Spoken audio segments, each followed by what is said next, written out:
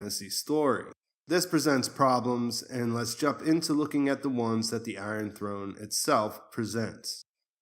As we all know, the Iron Throne is the seat of the king, or currently the queen, of the Seven Kingdoms of Westeros. The political intrigue and jockeying for power around the throne is where we get the name Game of Thrones for the series. One of the first aha moments you get reading the books is that, wait a minute, everyone is focused on the Iron Throne, but the story is really about the threat of the White Walkers. Who is the king isn't really going to matter when everyone is fighting to survive. This is sort of true, but then you realize that, as I said in my last video, the living will triumph over the dead. That means that life has to go on after the War for the Dawn, and that means that the Iron Throne is a factor in the end of the story.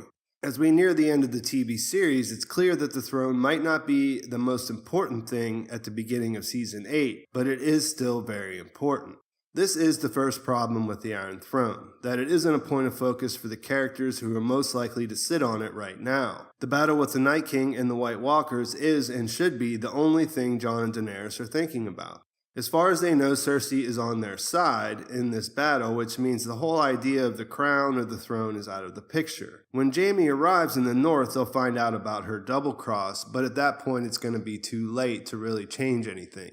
This really hit me as a problem when I watched the trailer for the first time, the Season 8 trailer. We have this existential threat of the White Walkers and the army of the dead, and the power of the throne is still so compelling that Cersei is basically double-crossing humanity in order to hold on to her seat. In a way, it's hard to imagine, but at the same time, you can kind of see where she's coming from. She really has nothing left if she doesn't have the Iron Throne.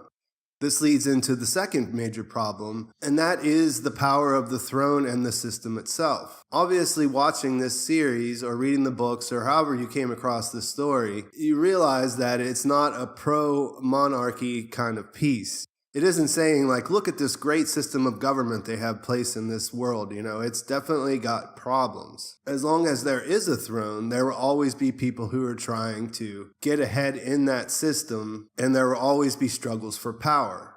You can see that in the history of Westeros and with all the secession problems that have happened and all the war and pain and suffering that's been taking place since this series started.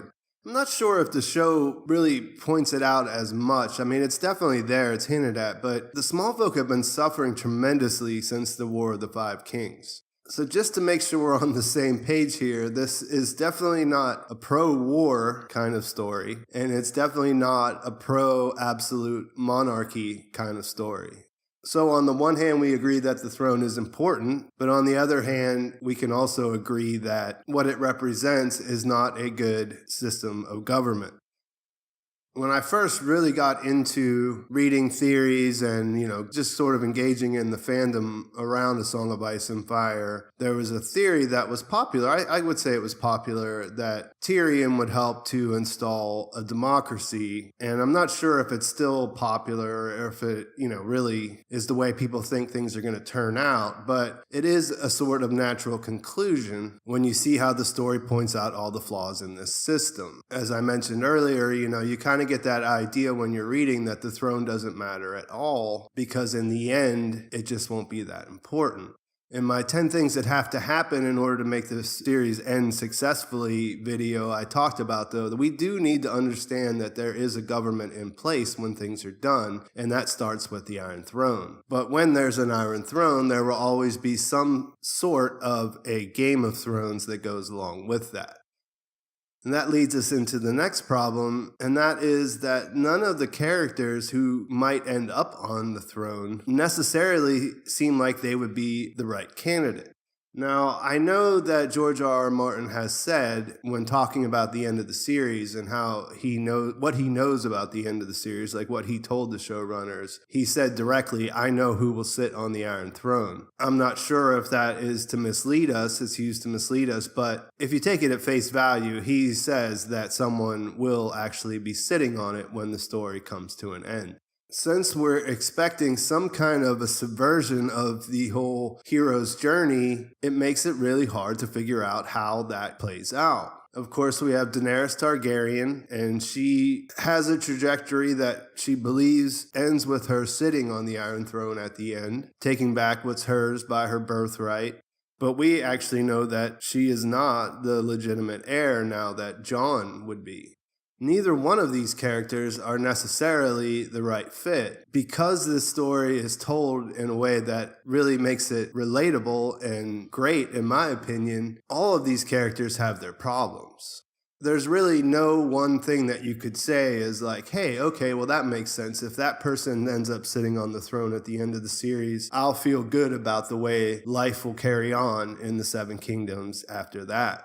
All of that leads me to believe that Westeros will be changed. I mean, they're in this battle, the War for the Dawn. It will definitely be changed as a result of that. But how do we get to the point where we're like, okay, this makes sense? Changing the system of government, it sounds like a good idea at first, but then, say that out loud, that it ends with democracy being put in place. Like, does that really sound like an awesome ending? Not exactly.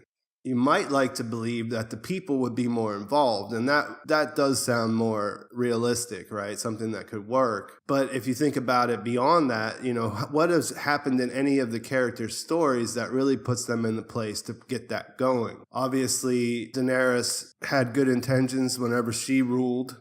Obviously, Jon has made some good decisions as far as doing things for the right reasons. But there's really no situation where either one of those people rule in a vacuum and everything that they want to have happen, all their good intentions play out. And I will do problems with each of those characters individually in this series later on, where I look at that more directly. But it is a big problem. This is the way the show has set up conflict leading into this hidden battle with the dead. And in order for the story to come full circle, we have to feel good about what might happen in the future. The last book of the series, which we'll hopefully get at some point, is called A Dream of Spring. So what does A Dream of Spring actually look like?